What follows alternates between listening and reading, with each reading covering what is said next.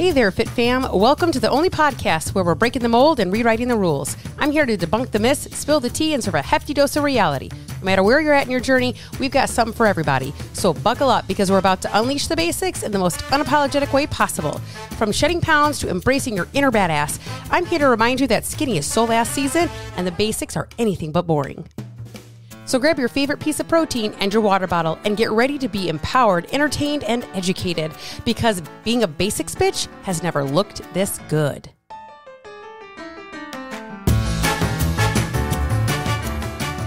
Hello.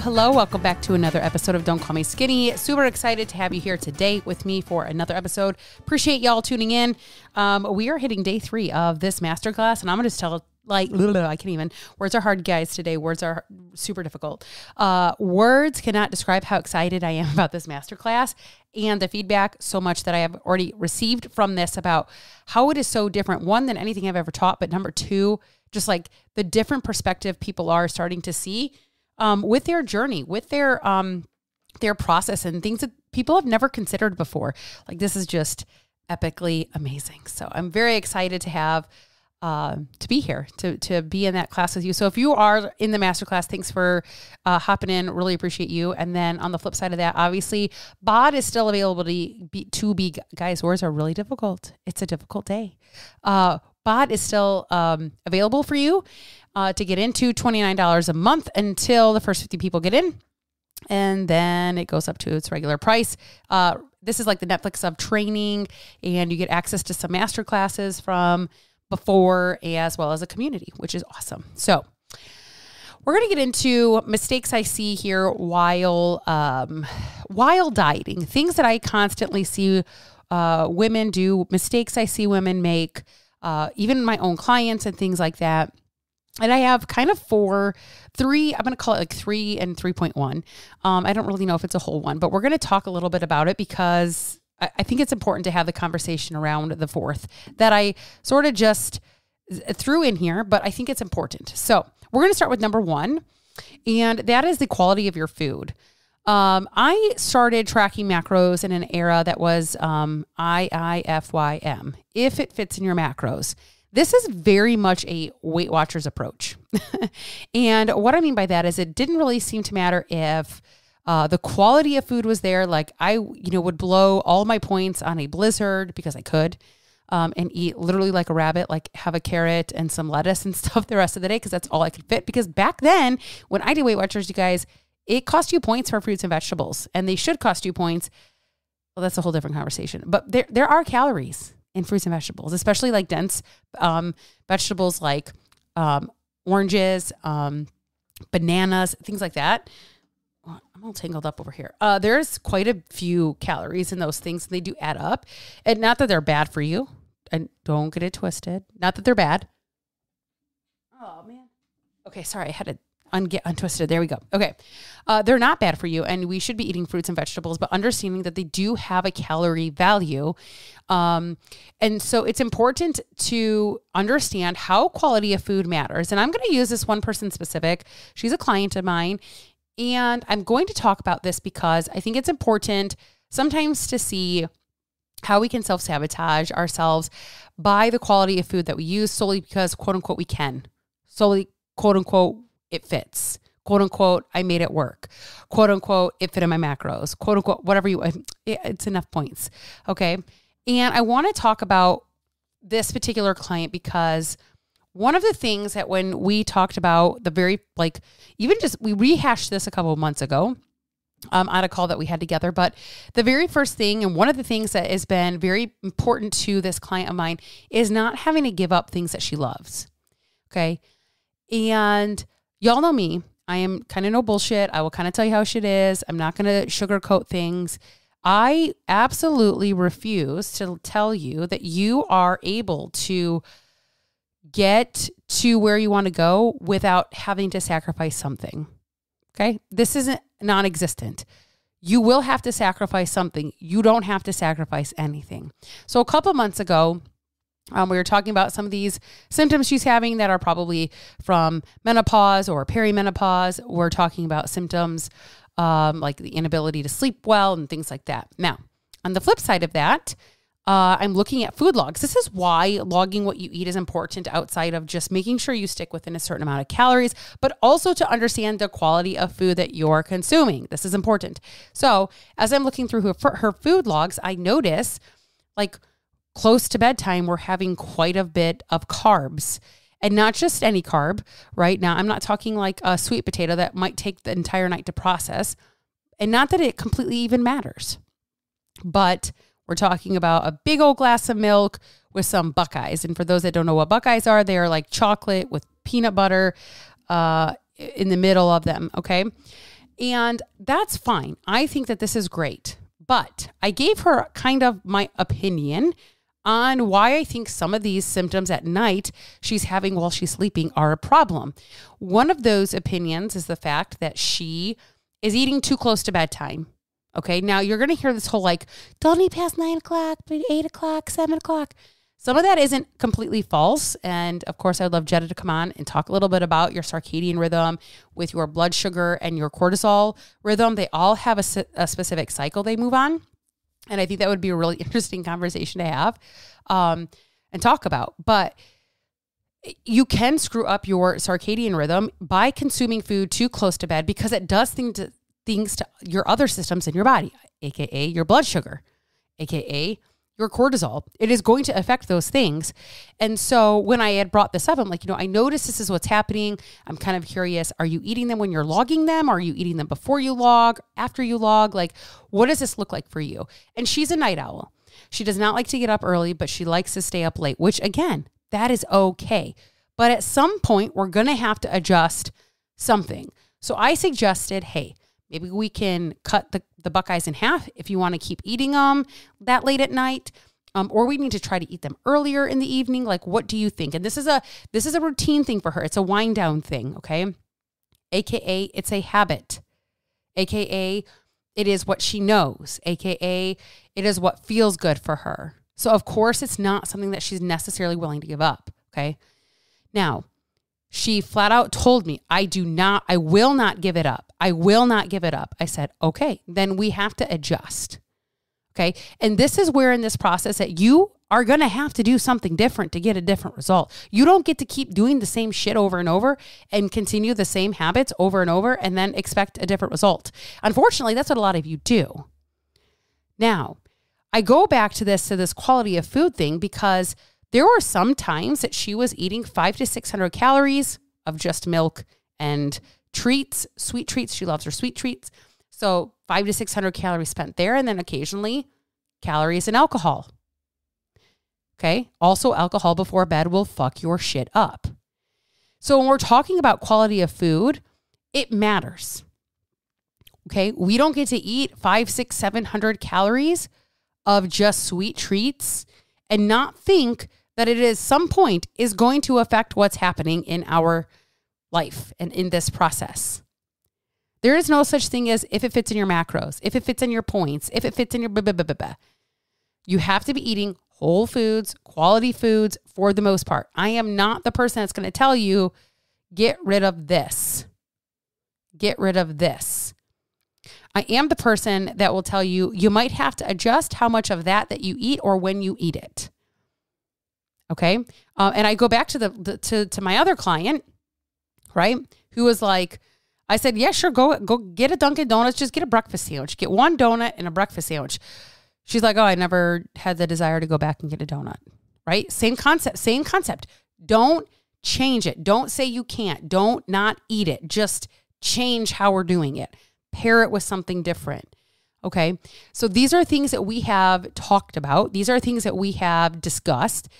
And you can see two very different clients in very different places, but also, similar problem.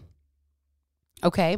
The quality of food that you put in your body is going to determine the quality of result that you get. The more the quality, the more the result. Just like the more effort, the better the result. It's the same concept. Okay. So mistake number one is your quality of food. It matters. You have to allow it to matter. It needs to matter. It has to matter. Okay. Here's mistake number two. You're constantly fucking dieting. Like you're in a forever diet. And even if you are a person that doesn't actually stick in a diet because you can't, which is going into a different number here, we're going to have a conversation around. If you cannot stick into a diet, but you're constantly trying to diet, that is what I'm talking about. Or you're always on a diet or always starting a diet. You cannot forever be dieting. It will not work. You cannot diet for long term, and you cannot diet all of the time. Somewhere, somehow, 80s, 90s. I mean, I think I've been on a diet. I mean, until I wasn't anymore. I mean, I think I've been trying to diet for like 22 years of my whole life. I mean, honestly. So I don't count like maybe when I was maybe 14 or 15 years old, 22 years from there, probably trying to diet my whole life with very little result. A lot of you can relate to that. And that doesn't mean I was, quote, in a deficit for that long, but I definitely was in a trying to diet phase forever, trying to become the smallest version, trying to be thin, trying to get skinny, even though the majority of the time I was not successful with that because I was doing a lot of other things that kept me out of a deficit, things that have no bounds and no control in the dieting realm at all were affecting that process. Okay. You cannot be in a diet forever. You cannot always be doing the things. Maintenance phase is important. In fact, I'm going to say this. Maintenance phase is probably the hardest phase to live in is maintenance, because you want to talk about boring ass shit and granny panties. That is boring ass shit with granny panties. Yes, losing weight, but there's a dopamine hit, you're looking better, you're feeling better, your clothes fit better, you're sleeping better, you're doing all these things, whatever. People are complimenting you all the time. You're probably not sleeping better. I disregard. In a maintenance phase, all the things that aren't great are the things that are happening, right? The things that people can't cut. Oh, wow, you're getting better sleep. Oh, that's so wonderful. Oh my gosh, like your blood sugar regulation is just out of this world. Nobody's complimenting us on that stuff. But that's what's happening. And that's really, really good for our bodies to constantly be in a phase like that. Hey, you want to close that door? I forgot to close my door. Yeah. It's fine. Thank you. So maintenance is hard. Maintenance is super hard, and bulking is harder than maintenance. But everybody's bulking, right? Technically, I mean, if we're gaining weight, we're bulking. That's how we kind of look at it. It's like, oh, I've been in a bulk phase for like ever, right?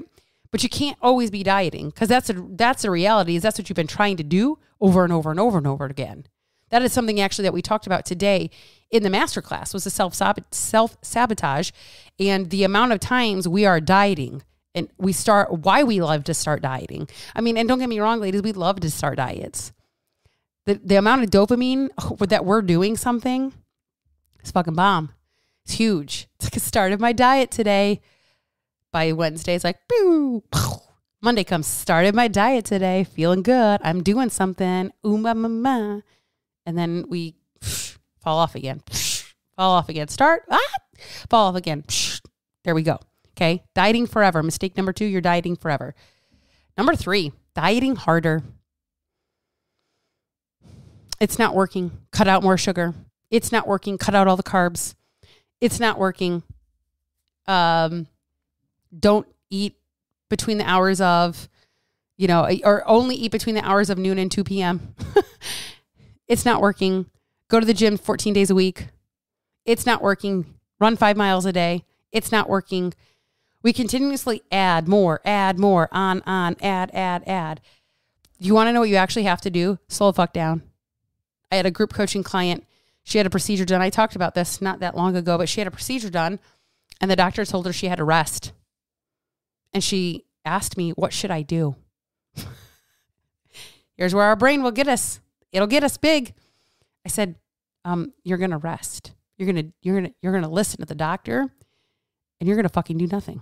That's what you're going to do. She was like, oh, yeah, I know. Isn't that terrible? I agree with your doctor. Who would have thought? That would have been me? But it's the truth. You need to rest. Guess what she did? Guess what happened during this time of rest for her? Naturally, she lost weight. Why?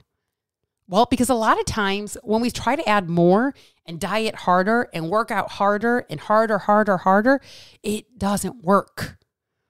All that does is add more stress to the body. And guess what you end up doing?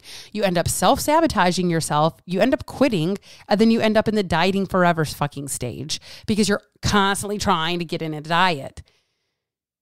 One thing that we're also talking about in the masterclass is goal setting.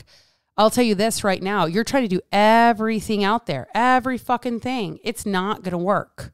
It's not going to work. When you try literally to throw, like, imagine this. So I'm Italian. We scoop carbs with carbs. But one way that we know if a noodle is done is to throw it at the wall. Okay? That's how you know if your spaghetti's done. You throw it at the wall. Imagine if I needed to know if every single noodle was done, I just take the whole fucking pan and chuck it against the wall. Do you think that's going to work? Do you think all the noodles are going to stick? Probably not. Probably not. So what ends up happening? Only a couple of the noodles stick and the rest fall on the floor. And now you don't have dinner because you threw all the noodles at the wall and not everything stuck. Not because they weren't done. Not because they weren't good noodles. It was just too much. It was overload on the wall. The wall couldn't handle all the noodles. Okay. The same thing happens to your system when you try to overload your system. When you're trying to do more, add more, do more, go harder, harder, harder, harder, harder. You're overloading your system. You end up self-sabotaging because you know failure. This is literally self-sabotage. I talked about this for 20 minutes today in the masterclass. You know failure. You go, that feels comfortable. This is what I know. And it doesn't matter how badly you want all those fucking noodles to stick to the wall. You can want it so bad. You could want it so bad because you need to get off blood pressure medicine, because you need to lose 35 pounds before you have knee replacement surgery, because you gotta do all these things. You gotta do all these things.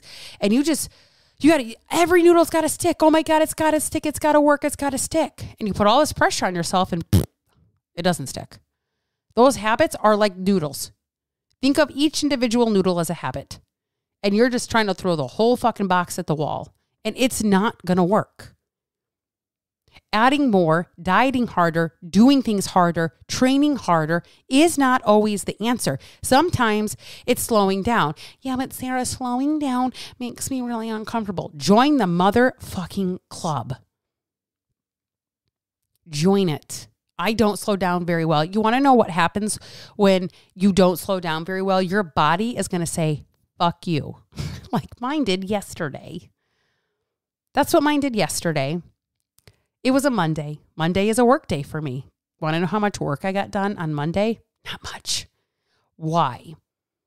Because at some point, and I don't even know what it is, I can't tell if it's actually my cycle or not, that's caused this. Like, this isn't normal for me. Even with my cycle, I typically get a little more tired. That is true. But I don't typically get so tired that I am like, can't keep my eyes open. We went and saw a movie yesterday. It was the last day of summer with the kids. So we went and saw a movie. We went out for lunch. But here's the deal. I woke up super early, went to the gym. Cool. From the gym, came back home and took a nap.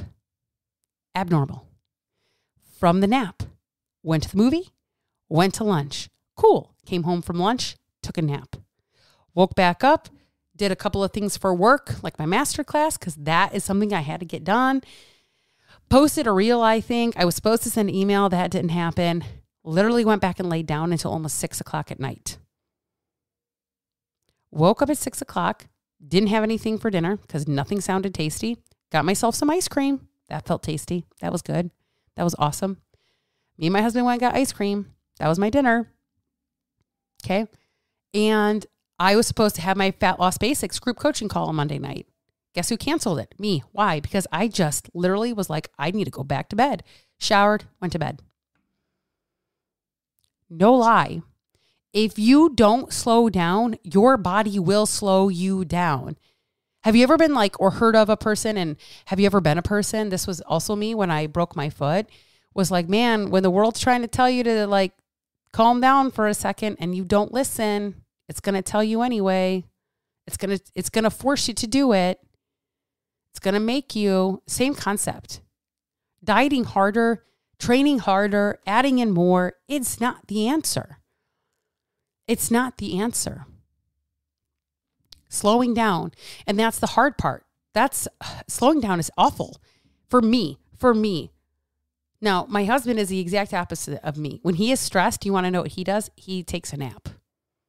Bro, my brain can't even shut the fuck down. It's like, if I'm not actively doing something, how can I fix this thing that I'm stressed about? How can I take care of it? How can I handle it? How can I do all these things? Well, actually, if you were to slow down a little bit, you might actually be able to do that better, because you could see things a little bit clearer instead of just trying to do something harder, fix it harder, whatever, harder, just like this, dieting harder when it's not working. It's the same concept, slowing down, taking out less, lowering your expectations, giving yourself grace and patience. I'm not saying allow yourself a bunch of shit excuses, but giving yourself some grace and patience. It does go a long way, and it's necessary. Okay. All right. And number 4, mistakes you're making while dieting. You're not asking for help. This is an ego thing. This is a huge ego thing. This is wild. It's wild to me. And I'm not always great at asking for help. But one thing I've learned in all the money I have spent in mentorship and continue to spend in mentorship in different capacities and ways, even still, I do better with somebody there to talk me off the motherfucking ledge. Like, prime example, I was doing this like core 4 thing for something for this lady. Okay. And I needed to list out some things, and I got in my head about all this different stuff that I was thinking through. And what ended up happening is I was overthinking this. So I sent her a message. I'm like, I really feel like I'm struggling here, but I think it's because I'm overthinking things. I'm forcing things. I'm trying to make things more complicated than what they need to be. So I kind of like gave out all this, like I like word vomited, and she was like, whoa, yeah, wait, hey, whoa, hey, yeah. Like, let's pull it back. Just do this first. Just start here. Okay. Do you know how helpful it was for her to say, no, don't worry about anything else. Just start here. Just start here. Just do this first.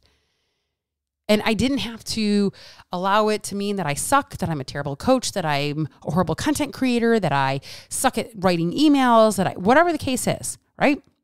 And in your case, it's going to be that you suck with not getting in protein, or can't drink water, or what's the matter with you? You can't lose weight, and all these things.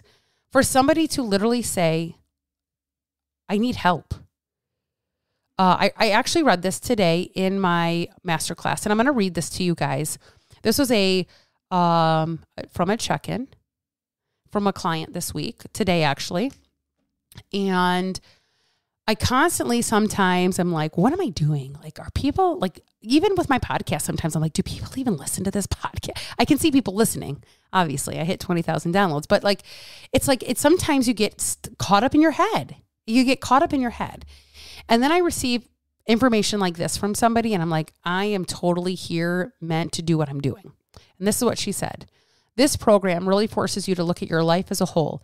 It isn't just about fat loss. The addressing behaviors had made me look at so many other parts of my life: finances, house, business. It's been very interesting to go into this just to get help to lose weight and come away with so much more. So this is what we do. Isn't just about your weight. Yes, your weight's going to be a byproduct of how you legitimately handle your business, all of it, in all areas, in every facet of life. It is going to affect your weight. But the work that we do is so much bigger than that. And this is the same person, right? She's the same client that will literally send me a photo of herself eating an apple, because her job right now and her focus is to eat a little bit more fruits and vegetables. That's what we're working on. Hey, we can just get some more fruits and vegetables. And and how this came about was I went through her food log. She's not even tracking specifics of her logs. She's tracking just journaling.